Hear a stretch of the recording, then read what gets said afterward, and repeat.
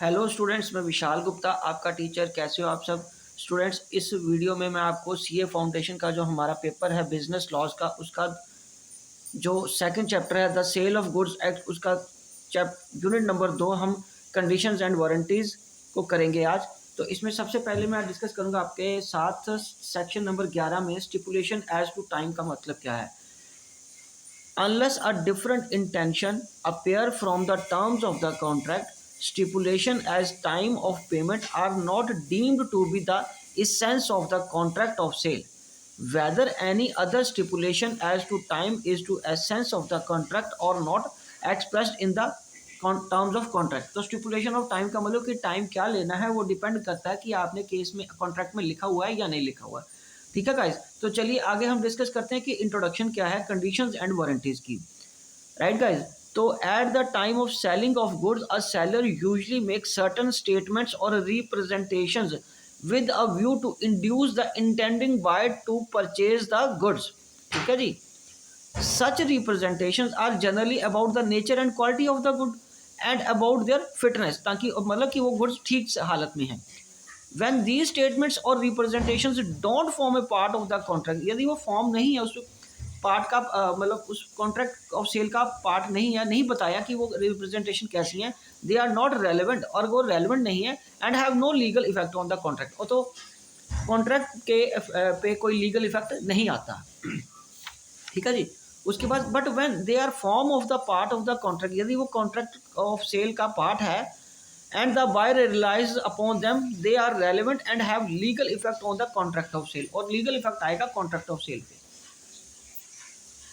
ठीक है जी। तो सेक्शन 12 क्या कहता है कंडीशन एंड वारंटी के बारे में। A stipulation in a contract of sale with reference to a good which are the subject thereof may be a guarantee a condition or a warranty।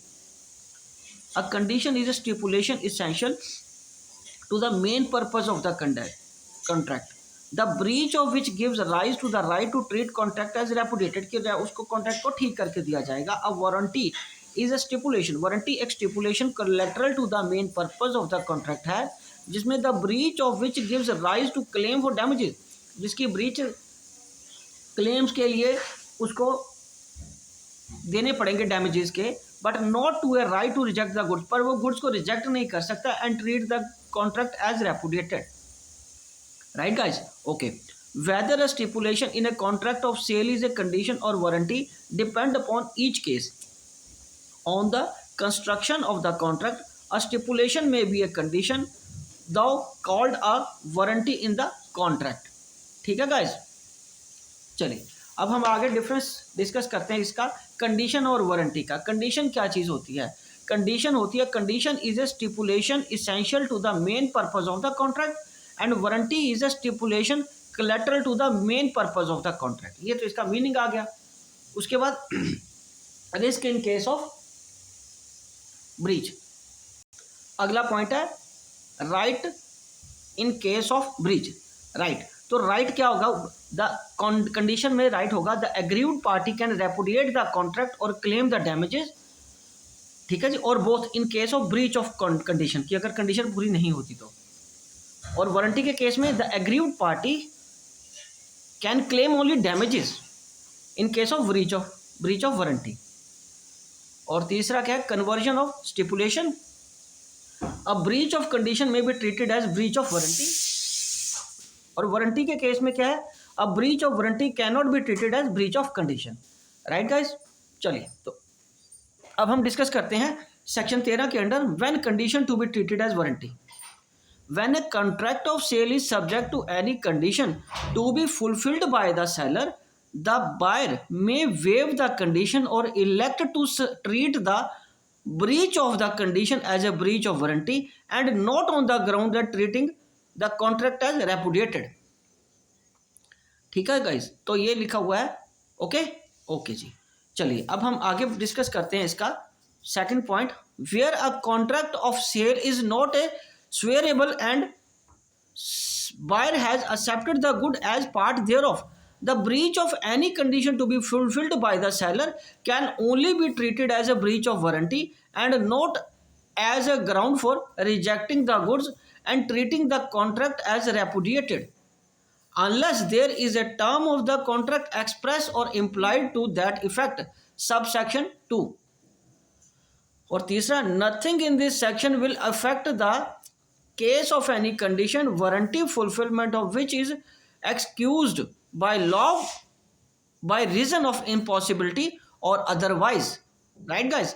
उसके बाद है analysis of section 13, where the buyer altogether waive the performance of the condition, where the buyer elects to treat the breach of condition as one of the warranty. तीसरा point, where the contract is non-swearable and the buyer has accepted either the whole goods or any part thereof. And fourth, where the fulfillment of any condition or warranty is excused by the law of by the reason of impossibility or otherwise. ठीक है बेटे, मतलब क्या हुआ, where the fulfilment of a condition, यदि कोई condition या warranty fulfil नहीं हुई तो वो एक्सक्यूज बाय लॉ है बाय रीजन ऑफ इम्पॉसिबिलिटी, तो वो इम्पॉसिबिलिटी की वजह से या किसी और वजह से हो सकता है। राइट जी। उसके बाद section 13 specifies cases where a breach of condition is be treated as breach of warranty as a result of which the buyer loses the right to rescind the contract and claim damages only. The above mentioned cases were the examples. ठीक है, तो वो उसके example से। Waiver of condition, कब waiver की जा सकती है, कंडीशंस खत्म की जा सकती हैं? पहले voluntary waiver, waives performance of the contract, elect to treat condition as warranty, और कंपल्सरी वेवर। कंपल्सरी वेवर में आ जाएगा non severability of the contract और fulfilment of the condition excused by law. तो एक्सप्रेस और इम्प्लाइड कंडीशन एंड वारंटीज क्या होती हैं सेक्शन 14 के अंडर? कंडीशन 14 तो 17 तक हम डिस्कस करेंगे। अब condition and warranties may be either express और implied. They are express when the term of the contract expressly state them, they are implied when they are being expressly provided for. Implied conditions are incorporated by law in the contract in law. Right guys? उसके बाद express conditions are agreed upon between the parties at the time of contract and be expressly provided in the contract. और implied conditions कौन सी होती है? On the other hand are those which are presumed by the law to be present in the contract. It should be noted that an implied condition may be negated or waived by an express agreement. Following conditions are implied in a contract of sale of goods unless the circumstances of the contract shows a different intention. और implied conditions कौन सी है? ये उसके नीचे cases है। implied condition है condition as to the title, condition as to the description, sale by sample as well as by description, condition by quality और fitness, condition as to merchantability और conditions as to wholesomeness. Right guys? चलिए तो अब एक एक करके इसको discuss करते हैं। पहले condition to the title. Section 14 ये क्या कहता है? सेक्शन 14 ये कहता है in every contract of sale unless there is an agreement to the contrary the first implied condition on the part of seller is that a in case of sale he has the right to sell the goods, B, in case of agreement to sell, he will have the right to sell the goods at the time when the property is to pass. In simple words, the condition implied is that the seller has the right to sell the goods at the time when property is to pass. If the seller's title turn out to be defective, the buyer must return the goods to the true owner and recover the price from the seller.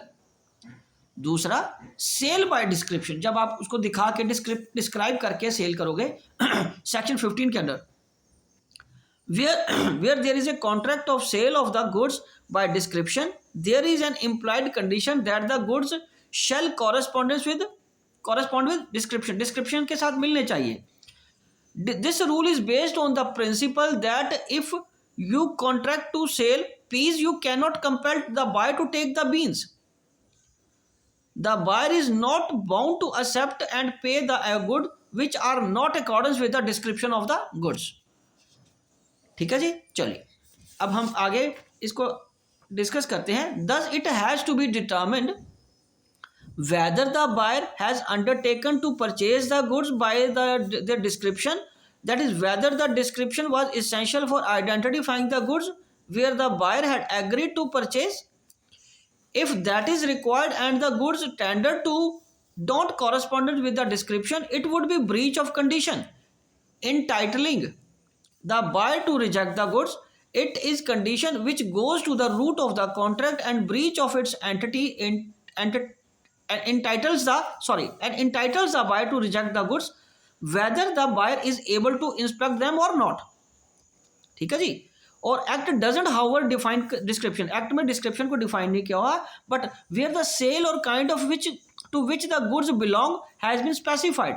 दूसरा, where the goods have been described by the certain characteristics essential to the their identification. और तीसरा, sale by sample. ठीक है जी. In a contract of sale by sample there is an implied condition. ठीक है. ये अब ये तीसरा पॉइंट ये वाला आ गया गाइस. ठीक है. ये सेल बाय सैंपल, पहले मैंने ये कराया, दूसरा आपको ये कराया, तीसरा भी ये सेल बाय सैंपल वाला आ रहा है. ठीक है. हाँ जी. तो सेल बाय सैंपल है. In a contract of sale by sample there is an implied condition that a bulk shall correspondent with sample in the quality. ठीक है. And the buyer shall have a reasonable opportunity of comparing the bulk with the sample. Right guys. चलिए अब हम आगे discuss करते हैं इसको.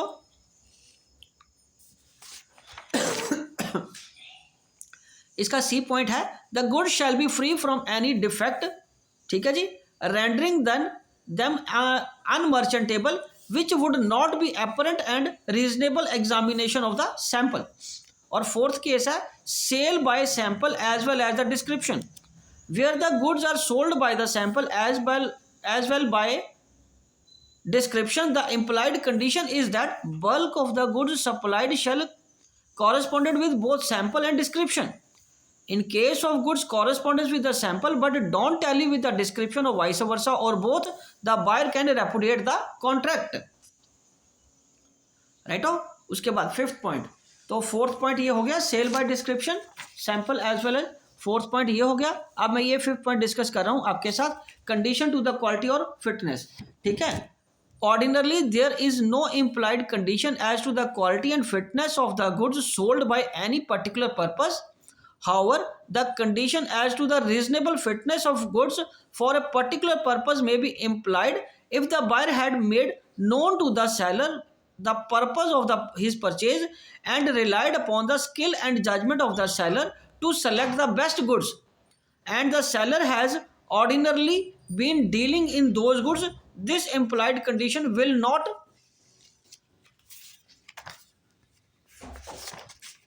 apply if the goods have been sold under the trademark or a patent name, and there is an implied condition of the part of the seller that the goods supplied shall be reasonably fit for the purpose for which the buyer wants them, provided the following conditions are fulfilled. पहली condition है the buyer should have made known to the seller the particular purpose for which goods are required. दूसरा, the buyer should rely on the skill and judgment of the seller. C, the goods must be of a description dealt in the seller. ठीक है. whether he is a manufacturer or not, and in some cases the purpose may be ascertained from the conduct of the parties from the nature of the goods sold. Where the goods can be used for only one purpose, the buyer needn't tell the seller the purpose for which he requires the goods. ठीक है guys. चलिए अब हम आगे discuss करते हैं इसकी अगली condition. Condition as to the merchantability. So where goods are brought by description, bought BOUGHT, bought खरीदे गए हैं, who deals the goods in of that description, whether he is a manufacturer, producer or not, there is an implied condition that the goods shall be of merchantability quality. वो बेचने के काबिल होने चाहिए. ठीक है. There are two requirements for this condition. पहला requirements क्या है? Goods should be bought by description. The seller should be a dealer in goods of that description, provided that if the buyer has examined the goods, there shall be no implied condition as regards defect which such examination ought to have revealed. उसके बाद the expression merchantable quality, thou not defined, nevertheless notes that goods of such a quality and such a condition a man of ordinary prudence would accept them as a good of that description. कि normal व्यक्ति उसको उस ठीक हालत में नहीं खरीदेगा अगर वो ठीक नहीं है. It doesn't imply any legal right और लीगल टाइटल टू सेल. उसके बाद if the buyer having got possession of the goods is later on disturbed on his possession he is entitled to sue the seller for the breach of the warranty. ठीक है जी. नहीं, मैं अगला point हमने ये discuss करना था. ये क्या ये हुआ ना पॉइंट. उसके बाद अगला पॉइंट ये है इसका 7th पॉइंट. हाँ, ये 6 पॉइंट हमने डिस्कस किया. ये हमारा 6 पॉइंट ये आ गया, ये वाला है ना. 6 पॉइंट हमने कंडीशन एज टू मर्चेंटेबिलिटी किया. अब ये 7th पॉइंट हम डिस्कस करेंगे कंडीशन एज टू होलसमनेस. ठीक है जी. तो कंडीशन एज टू होलसमनेस क्या है. In this case, in the case of eatables and provisions in the addition to the implied condition add to the merchantability there is another implied condition that the good shall be wholesome. पूरी होनी चाहिए, complete होनी चाहिए. Implied warranties. If a warranty which the law implies into the contract of sale, in other words it is a stipulation which has not been included in the contract of sale is an in express words, but the law presumes that the parties have incorporated it into their contract. It will be interesting to know that the implies warranties are read into every contract of sale unless they are expressly included by the express agreement of the parties. These may also be excluded by the course of dealing between the parties or by usage of trade. और अगला क्या है. Types of implied warranties. Warranties as to the undisturbed possession.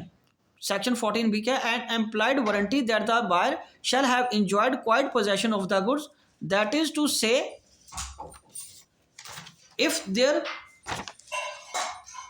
the buyer have got possession of the goods and the latter is disturbed in his possession, he is entitled to sue the seller for the breach of the warranty. और उसके बाद second point है warranty as to the non existence of the encumbrances. ठीक है.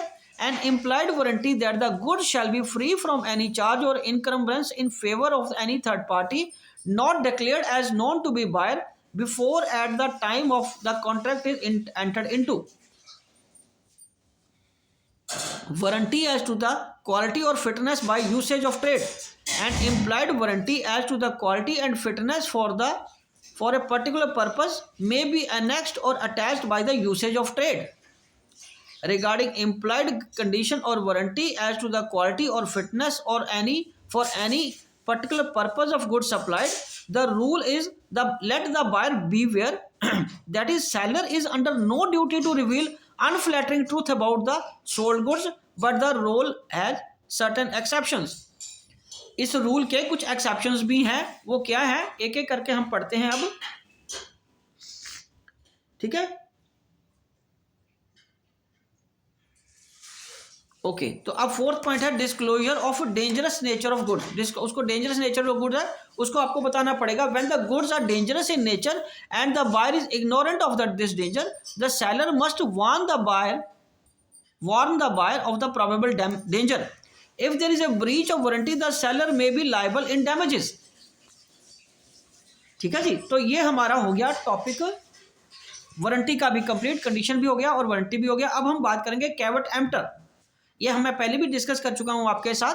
इन case of sale of goods the doctrine caveat emptor means let the buyer beware when seller display their goods in the open market. It is for the buyers to make a proper selection or choice of the goods. If the goods turn out to be defective, he cannot hold the seller liable. The seller is in no way responsible for the bad selection of buyer. ठीक है. The seller is not bound to disclose the defects in the goods which he is selling.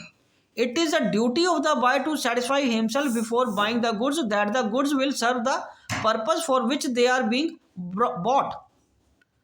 If the goods turn out to be a defective or don't serve his purpose, or if he depends on his own skill or judgment, the buyer can not hold the seller responsible. ठीक है जी। उसके बाद the rule of caveat emptor laid down that in section 16 में दिया गया है, विच जो कहता है कि subject to the provision of the act और any other law for the time being in force, there is no implied warranty or condition as to the quality, fitness for any particular purpose of the goods supplied under a contract of sale. Following are the condition जो satisfy करनी है, वो क्या है? If the buyer had made known to the seller the purpose of his purchase and the buyer relied on the seller's skill and judgment, और उसके बाद seller's business to supply goods of that description. Exceptions क्या है? The doctrine of caveat emptor is however subject to the following exception. पहला है fitness as to the quality और use, where the buyer makes known to the seller the particular purpose for which goods are required so as to show that seller's skill और judgment and the goods of a description which is in the course of the seller's business to supply, it is the duty of the seller to supply such goods as are reasonably fit for this purpose, for that purpose मतलब। ठीक है। और उसके बाद हम next क्या point discuss करने वाले हैं? गुड्स परचेज अंडर पेटेंट्स और brand name. In case where the goods are purchase under patent name और brand name, there is no implied condition that the goods shall be fit for any particular purpose. ठीक है जी। Goods should sold by description. ठीक है। When the goods are sold by description, there is an implied condition that the goods shall correspondent with the description. If it is not so, the seller is responsible. Goods of merchantable quality, when the goods are bought by description from seller who deals in good of that description, there is an implied condition that the goods shall be of merchantable quality. The rule of caveat emptor is not applicable here, but where the buyer has examined the goods, this rule shall apply if the defects were such which ought to have been revealed by the ordinary examination. ठीक है जी। और उसके बाद sale by sample, where the goods are bought by sample, this rule of caveat emptor doesn't apply if the bulk doesn't correspond with the sample. ठीक है। goods by sample as well as description, when the goods are bought by the sample as well as the description, the rule of caveat emptor is not applicable in case of goods don't correspond with the both the sample and the description or either of the condition. Right guys। और उसके बाद है trade usage, an implied warranty और condition as to the quality or fitness for a particular purpose may be annexed by the usage of trade, and if the seller deviates from that, this rule of caveat emptor is not applicable. और उसके बाद क्या है? 8th और last point इसका, seller actively conceals a defect or is guilty of fraud, where the seller sells the goods by making some misrepresentation or fraud and the buyer relies on it, and when the seller actively conceals some defect in the goods so that the same could not be discovered by the buyer on a reasonable examination, then the rule of caveat emptor will not apply. In such a case, the buyer has a right to avoid a contract and claim damages. Okay guys, तो ये वाला topic और ये unit complete होता है conditions and warranty वाला। इसी के साथ ये मैं वीडियो कंप्लीट करता हूँ। आप इसी वीडियो से अपने नोट्स बना लीजिए और मेरे चैनल को देखते रहिए और अपना कोर्स कंप्लीट करते रहिए। ओके जी, डन।